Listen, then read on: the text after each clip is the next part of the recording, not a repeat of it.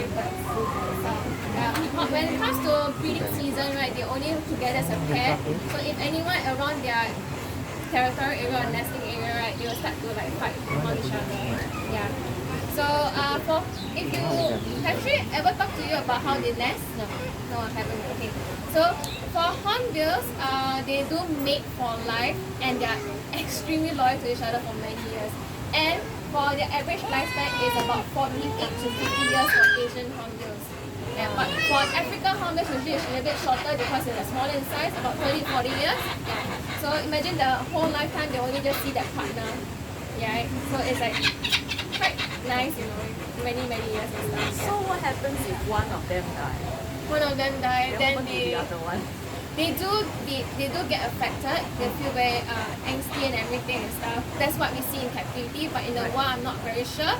But usually